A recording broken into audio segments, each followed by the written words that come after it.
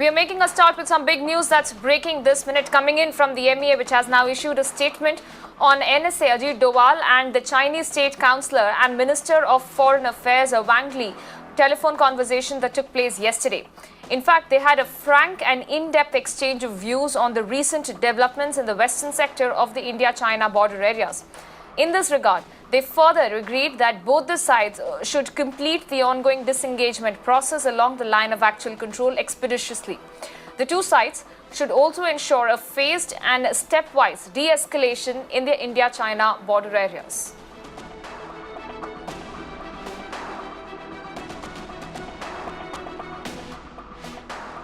All right, important updates now coming in, and the latest development that is coming in with the MEA now issuing a statement on the entire talks that have taken place. Let me bring in our news editor Tanvi Shukla, who's joining us on the broadcast with further perspective on this.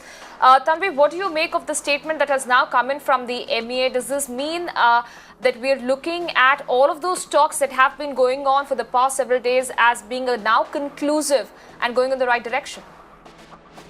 Yes, absolutely, Apurva. But, a word of caution, especially when it comes to our neighbor China, that they cannot be taken at face value. So while all indications, whether it's the talks at military level or even at, at the NSA level or diplomatic level, even earlier, the foreign ministers, all indications suggest that, yes, we are very slowly moving towards a process of disengagement and moving towards an time of peace.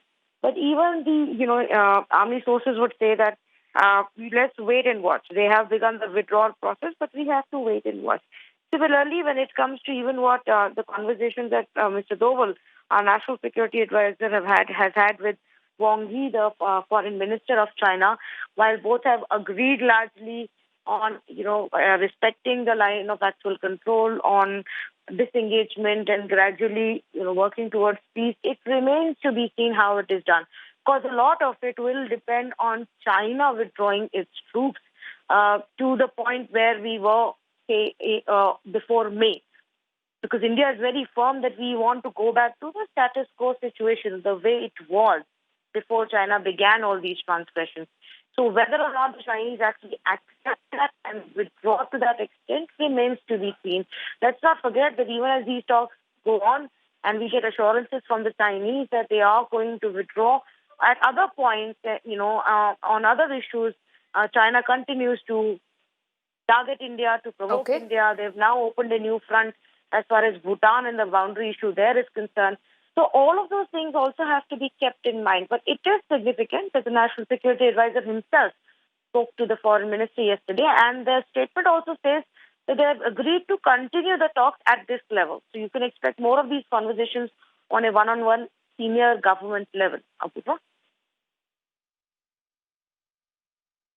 All right, Tanvi, many thanks for joining us and helping us understand those details.